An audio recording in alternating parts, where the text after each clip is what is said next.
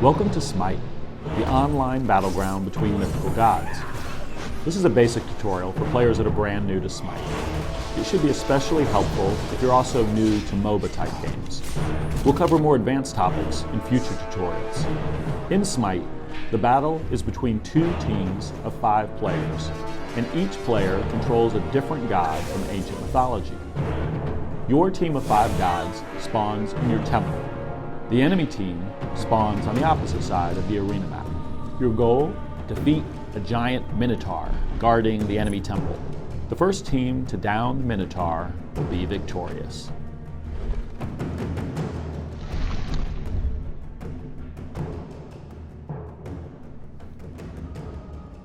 From the main menu, select Play Now, Normal Match, Solo. Wait for the invite, and then click Join on the pop-up. Once inside the match lobby, you'll see your team on the left, enemy team on the right. Choose your god before the timer expires. Let's go with Ra, the Egyptian sun god. Then lock in. Notice these two checkboxes, auto-level skills and auto-level items. With these checked, the game will automatically choose useful skills and items for your god as you play the match. As a new player, keep these options on. Once the match begins, Smite controls should feel familiar if you've played other action games or MMO battleground games. The camera view's third person, rather than the isometric above the map view. You move using WASD. You fire your basic attacks with the left mouse button. Importantly, every attack in Smite is a skill shot. There's no lock-on targeting. For melee attacks, you must be close to your target and facing your target. And for ranged attacks, your shots are aimed projectiles and the enemy can dodge them. Positioning is very important. During the match, your god advances in level from 1 to a max level of 20 in about 30 minutes. With each level, you gain a skill point to upgrade an ability. Since you've chosen auto level and auto item, your god will automatically gain abilities as you level. Your abilities are mapped to the keys 1 through 4. Here's Ra using his first ability, Celestial Beam. Press 1 to ready the ability and show a ground target, then position the target. Right-click if you want to cancel. Otherwise, left-click to cast the Celestial Beam ability and melt enemy minions. Your god has a health bar as well as a blue mana bar. You can restore health and mana back at your temple. If you don't want to run all the way back, you can hit B at any time to teleport back. However, it does take a few seconds, so get to a safe place before you recall. Now, back to your goal of downing that enemy minotaur. Let's take a look at the battleground. The map has 3 defined lanes, plus a jungle area between those lanes. Along each lane, you'll find a series of defenses between you and the minotaur. Defenses include minions, towers, and phoenixes. Minions. These AI-controlled creeps spawn every 30 seconds, and they march down the lane toward the enemy temple. Friendly minions meet enemy minions in the middle of the lane and fight it out. Minions normally prioritize attacking other minions. Stay behind your minions, and they help protect you from your enemies. When do enemy minions attack you? Number 1, if there's no friendly minions nearby, the enemy minions will target you.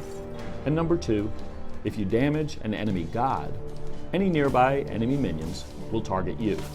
Stop damaging that enemy god, and the enemy minions will retarget your minions. Early game, minions are strong compared to your god, so be cautious and stay behind your minions as you make progress. Towers. Each lane starts out with 2 friendly towers and 2 enemy towers. These towers are destructible, but they have strong defenses and do heavy damage. Towers are similar to minions in how they choose to attack the targets. One big exception is that once a tower begins firing at you, it doesn't stop. It keeps firing at you. doing more damage with each shot until you leave the radius or you're dead. Help your minions advance, and they'll push forward and eventually try to destroy the first tower. You should only attack towers directly when your minions are close enough to absorb the shots fired from the tower. When the last nearby minion dies, the tower will target you.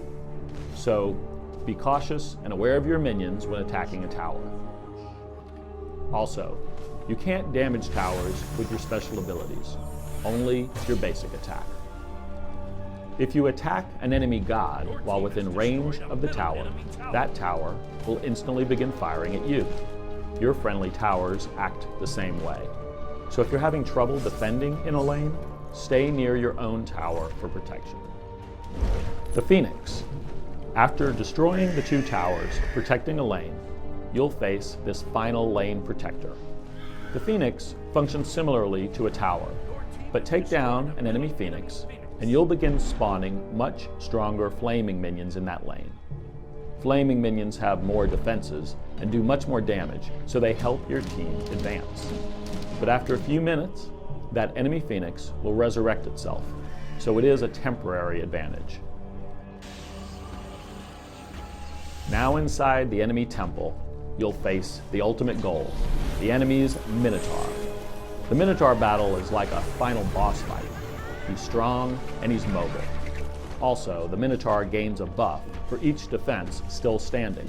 So if you assault the Minotaur with enemy towers and Phoenixes still up, he will be substantially stronger. But with team coordination, you can take him down.